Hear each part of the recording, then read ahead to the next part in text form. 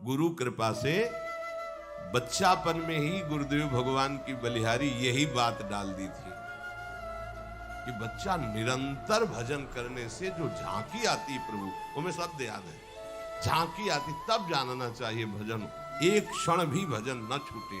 ये संस्कार अगर कहीं भगवान की कृपा से और मार्ग का गुरुदेव उपदेश करते तो एकदम पूरा स्वभाव था वही पड़ता, पर भगवान ने जहां जैसे पहुंचाना होता है वैसे ही, जैसे सन्यास मार्ग में भी थे तो हमारी निराकार में रति नहीं थी, गंगाधर भगवान शिव के रूप में आ सकती थी। अब हमें पता चला कि क्यों नहीं होने दी निराकार में, क्योंकि रूप में ही लाना था उनको कृपा करके, इसलिए निराकार में आसक्ति नहीं होने दी। फिर उनका सारा पहले विधान होता है। गुरुदेव भगवान ने ये पिताश्री से कहा, पिताजी आए और कहा कि ये लड़का बाबा बनना चाहता है स्वामी जी। वो आते जाते थे घर में, सैमशी में उस समय स्वामी जी विराजमान, तो उनका पाने छोड़ जाओ, एक हफ्ता बाद ये घर भाग जाएगा, या फिर हम एक हफ्ता बाद मंत्र दे देंगे, तब जान लेना कि साधु बनी ही जाएगा। तो स्वामी जी जैसी आपकी इच्छा छोड़ के गए। एक हफ्ते जो है गुरुदेव भगवान ईंट ढोवाना, झाड़ू लगवाना, बड़े कार्य करवाना, और जैसे पेड़ा आदि आते सबको बांटते, हमें एक भी पेड़ा नहीं देते। शाम के एक बार भोजन की अनुमति पाना, 7 दिन तक चुपचाप शेष। फिर कहा अच्छा कल गंगा नहा के आ जाना, मंत्र दे देंगे। ठीक, सुबह गए स्नान करके तो पंचाक्षरी मंत्र दिया, मंत्र दे के कुटिया में गए, फिर उठ के आए, बोले सुनो आओ एक बात कहेंगे। बैठे, बोले द्वादशाक्षर मंत्र भी ले लो। तुम कहा जपेंगे कौन? बोले पहले तुम ये जपना, लेकिन ये रखे रहो, आगे काम आएगा। हमारी समझ में नहीं आ रहा था कि मतलब मंत्र 2 क्यों दे रहे हैं। ये पहले से भूमिका तैयार थी वृंदावन की, हमें पता नहीं था। द्वादशाक्षर मंत्र भगवान श्री कृष्ण का, पंचाक्षरी मंत्र सबसे पहले दिया।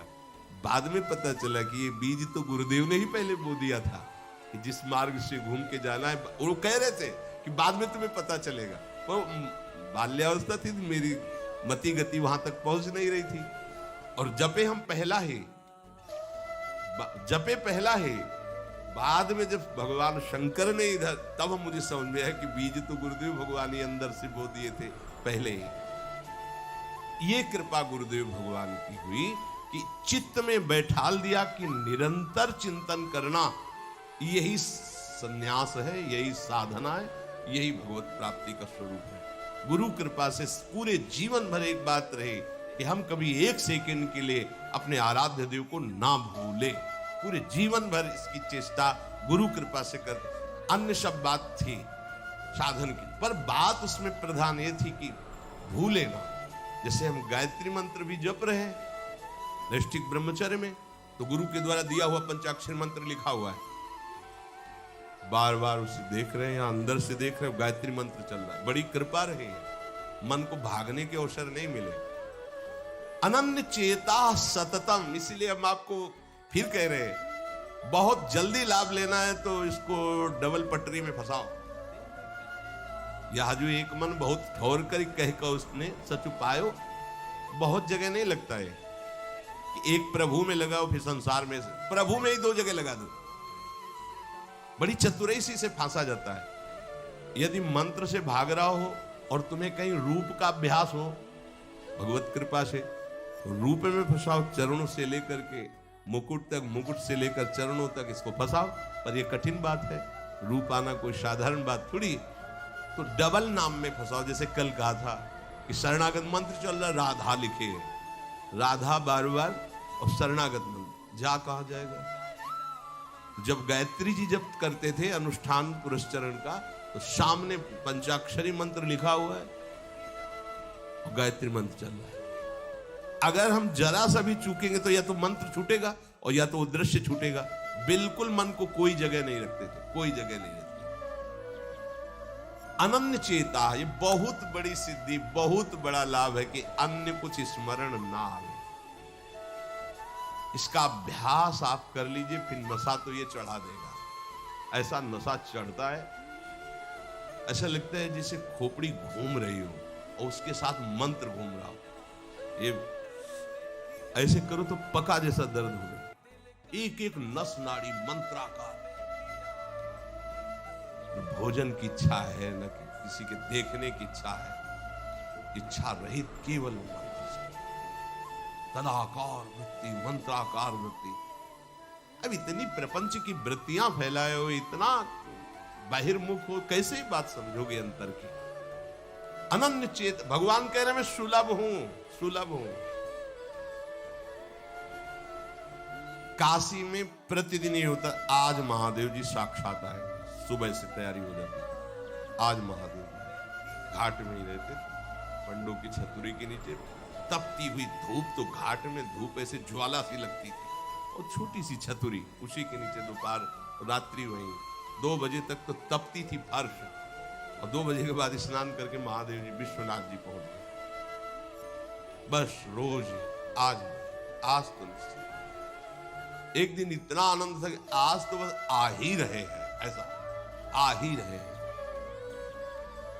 जैसी भावना करोगे, जा पर जाकर सत्य सने हो, सो तो मिले न कुछ संदेह।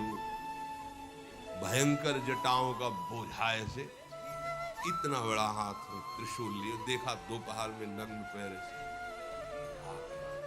अब अपने जो जहां पागल है वही उसको दिखाए, साष्टांग दंडवत। मौन, कुछ बोले नहीं, हम तो बस वैसे स्तब्ध, जैसे कोई जड़वत। बाद में विचार आया, इसका मतलब क्या? मैं ही मैं हूं, दूसरा कोई। अलग से देखने की भावना मत करो, कण कण में मैं विराजमान। एक दिन भाई जी के प्रति बहुत आकर्षण जब था, एक स्वप्न देखा कि स्वप्न में हम भाई जी से पूछ रहे कि मुझे श्री कृष्ण की प्राप्ति कब हो।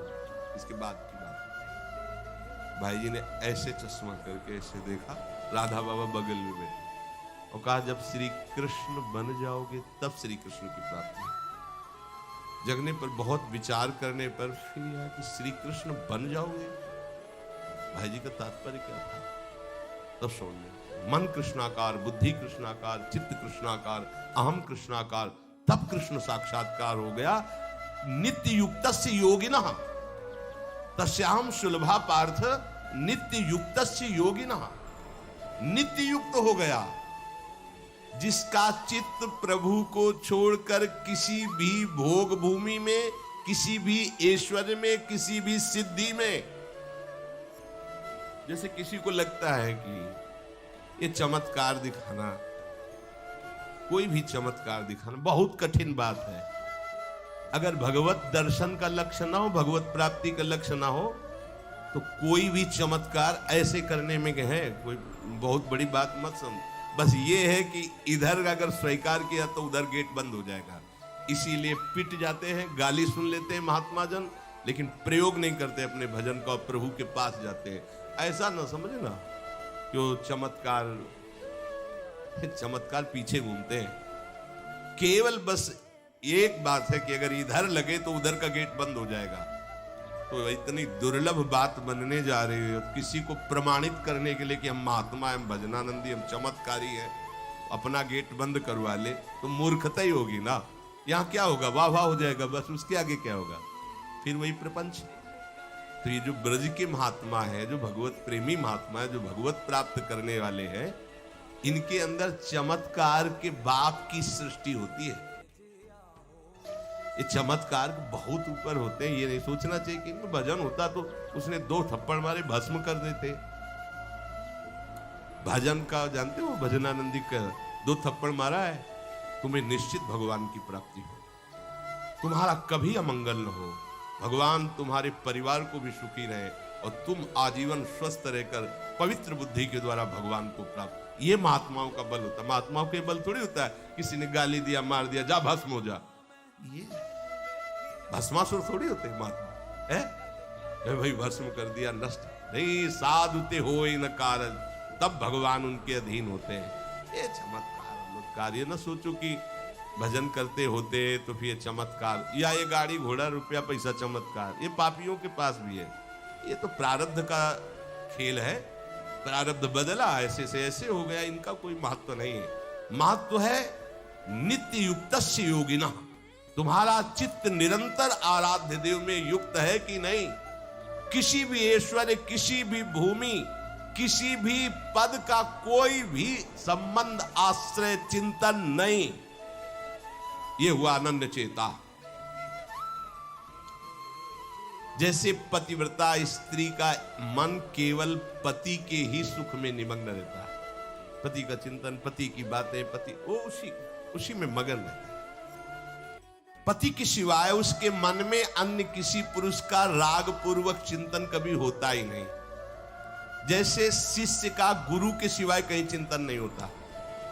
पतिव्रता पत्नी का मन, प्राण, तन सब पति के ही सेवा में, चिंतन में, मनन में। जैसे शिष्य का गुरु के ही तन, उनकी सेवा में मन, उनके आज्ञा के पालन करने में एक एक चेष्टा गुरु की प्रसन्नता के लिए, कोई दूसरा इष्ट शिष्य का होता ही नहीं है। शिष्य का कोई दूसरा इष्ट नहीं होता। ऐसे शिष्य को अपने गुरुदेव में ही भगवान का साक्षात्कार हो जाता है। क्योंकि पर्दा हटा तो देख लिया कि प्रिया प्रीतम मुस्कुराते हुए बैठे। श्री भट्ट देवाचार्य जी के पास जब हरिव्यास देवाचार्य जी आए तो कहा, भगवान हम शिष्य बनना चाहते हैं। तो उनका तुम्हें हमारी गोद में कुछ दिखाई दे रहा है? तो कहा ऐसा में कुछ तो नहीं दिखाई दे रहा है। तो उनका फिर अभी तुम जाओ गिरिराज जी की 12 वर्ष परिक्रमा करो, राधे राधे बोलो 12 वर्ष। ऐसा ही किया। 12 वर्ष बाद फिर आए, अब कुछ दिखाई दे रहा है? बोले भगवान कुछ नहीं दिखाई दे रहा। बोले जाओ फिर 12 वर्ष। कह रहे कि जो शिष्य है गुरु के सिवा और कोई इष्ट नहीं है, उन्हीं का चिंतन, उन्हीं के आगे, तो वहीं उसको साक्षात्कार हो जाता है।